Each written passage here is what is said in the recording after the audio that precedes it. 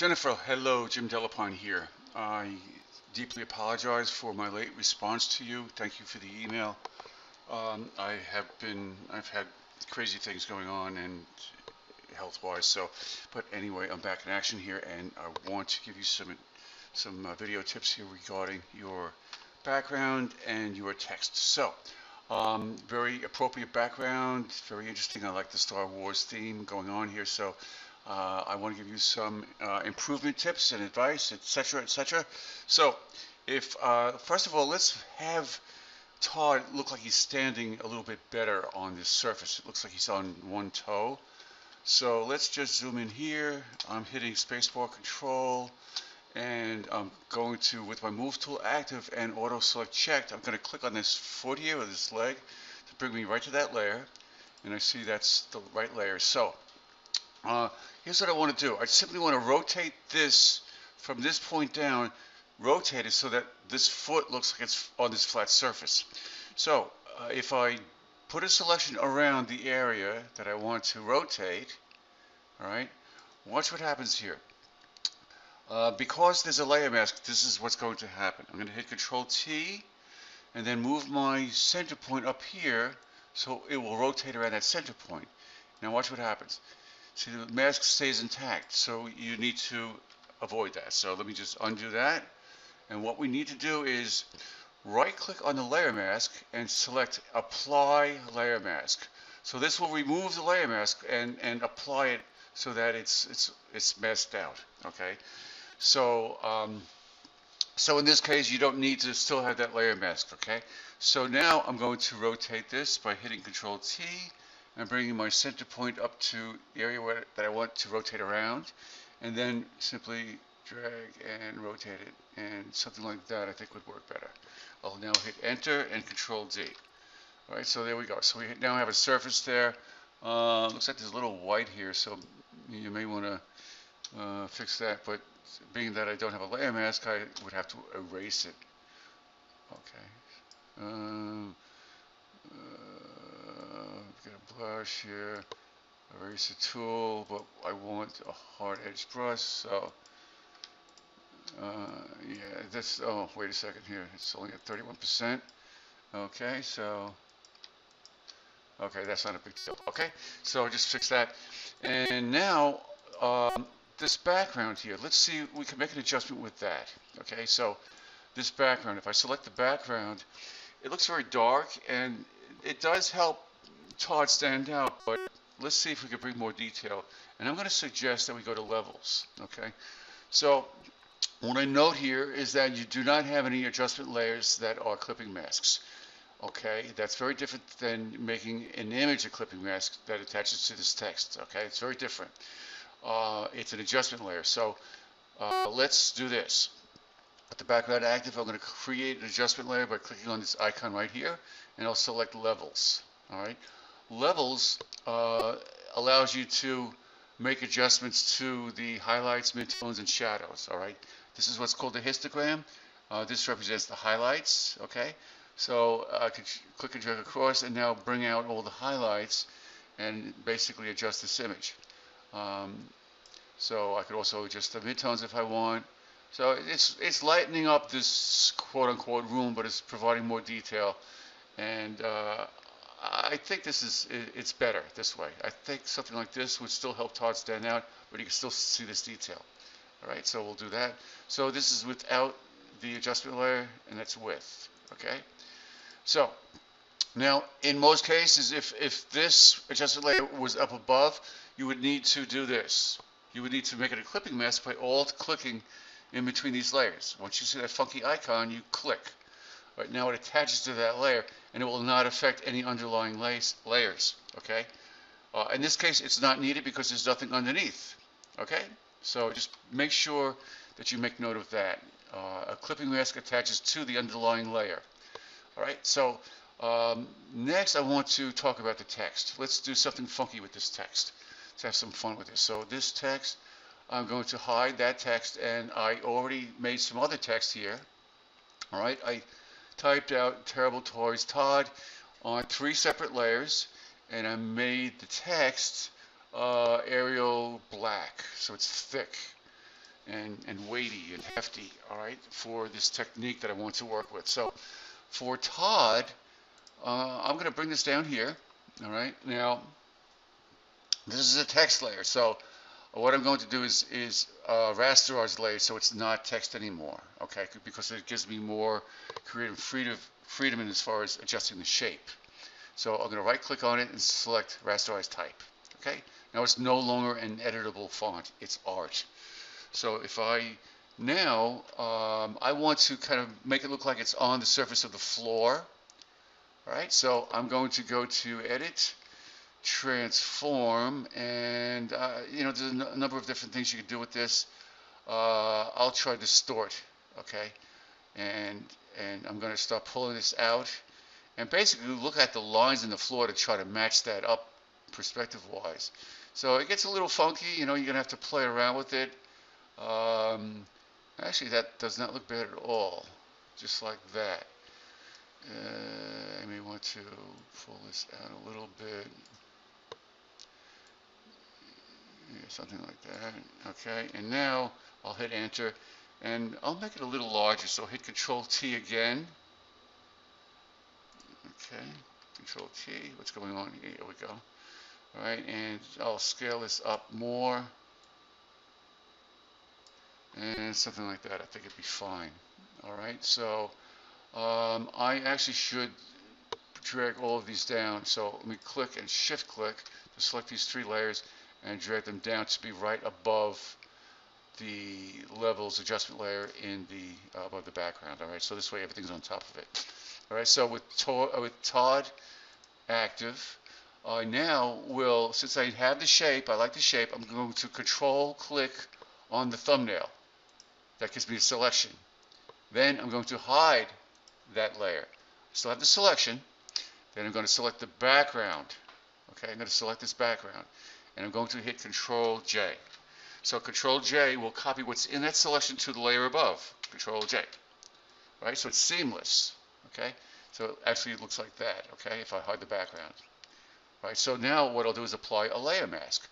Double click on that new layer, layer 2 that I just created, and I'll try bevel and emboss. Okay, you can start to see a change here.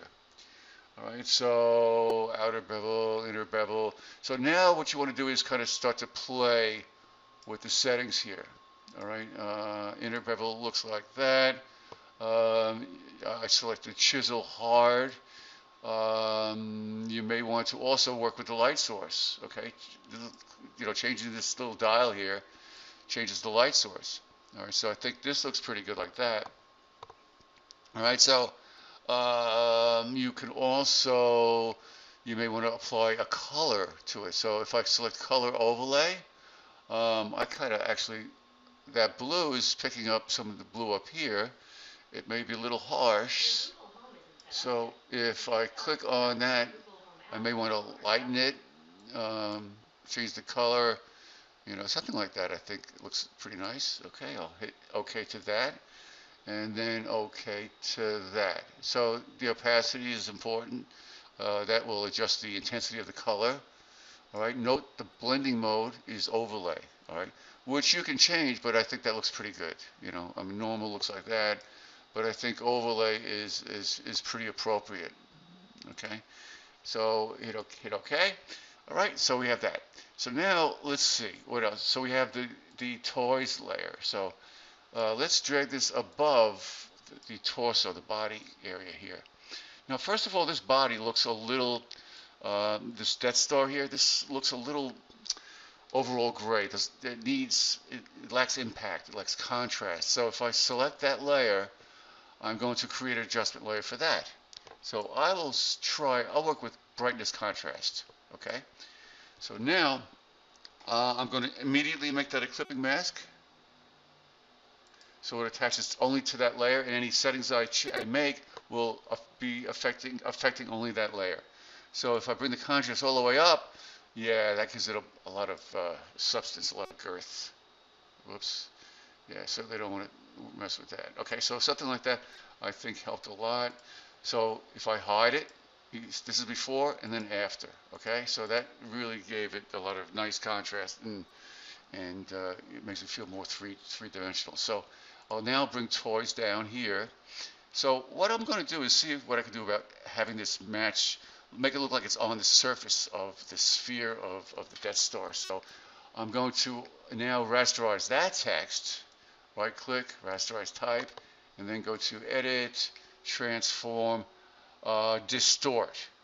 Okay? No, I don't want that because I wanted this one that's called transform warp. Yes, warp is what I want. This gives me more control over the spherical aspect of this. So this is a little weird now.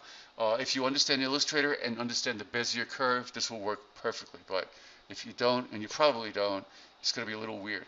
So you can see these black things here. These are handles. All right. So if I pull this handle down, I'm starting to distort it. So this is going to help me kind of match the sphere of this. So I can pull this up. So you're going to have to do a little fudging here with this and playing around. All right, so something like this. Again, I'm using the lines of the sphere to kind of match the curvature of the text. You know, so it's really a visual thing. I think you would do just fine with it. So something like that, you know, would be fine.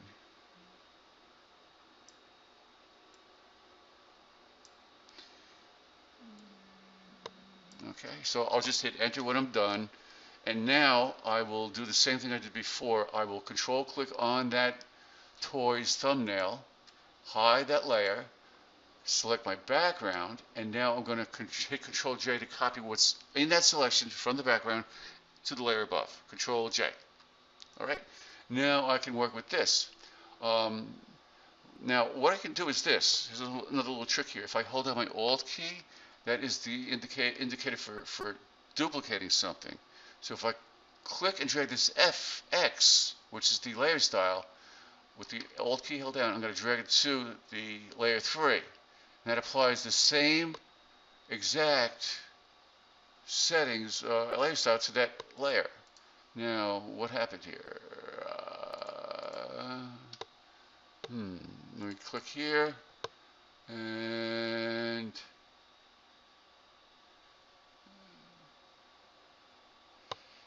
color overlay. Wait a second. Let me click on that. Oh, I see what happened. All right, so that's weird. Let me clear that layer style and create my own. All right, instead of spending way too long on this. I'm sorry, but I'm determined to show you what you can do here. So, if Devil Boss, what is going on here? So this is, I have. What? Oh wait, no, that's correct. Okay, so I want to create a bevel and emboss, and why don't I see it? I just realized what I did. I made a copy from the background. I don't want to do that. I want to make a copy of from. One second here. Here we go. Okay, from the sphere layer. I was not thinking correctly. So now Control J. Okay, so now what this did was it threw out the layer style. So let me bring this back down here. Let me see.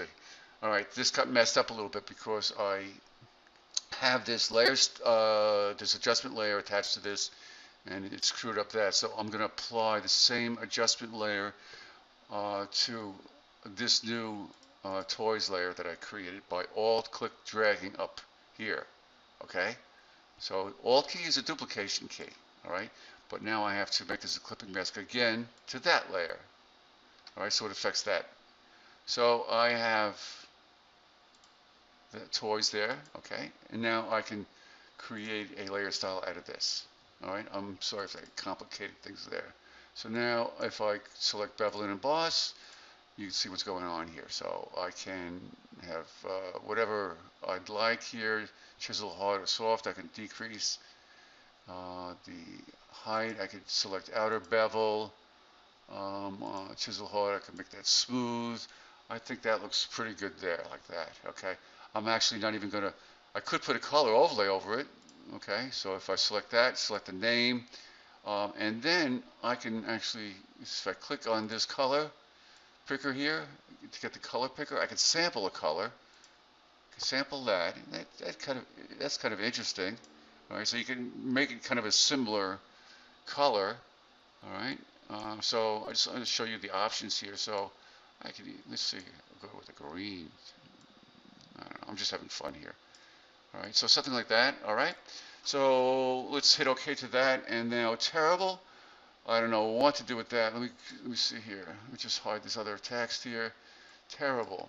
So what we could do, let me see here. I could, let's see, I'll rasterize that. All right, I'll hit Control T, and then let's see, let me hold down my Control key to pull this. Let me see here. No, edit, transform. Let's see, warp. We'll do the same thing, and I could pull this down here like this if I wanted. You know, that might be interesting. All right. So I could do that, you know, to kind of surround it. I'm just kind of like experimenting, and that's what I want you to do, experiment. See what you want to do with that, okay? So I'll hit enter there. It's just another interesting way of working with text. So I'll use that here to control click here, go down to my background. As long as I have the selection, you know, it's fine. And now I can control J from the background and then apply a layer style to that. All right. I mean, even something as simple as that would be fine. You know, it's text, it's showing the background, and it's another interesting way to do it. And you can change the light source, but notice how it affects everything else. So just be aware of that. Yeah, Photoshop's pretty smart like that. And I'm going to leave it just like that. Feel free to experiment with that also, okay? So I'll hit OK.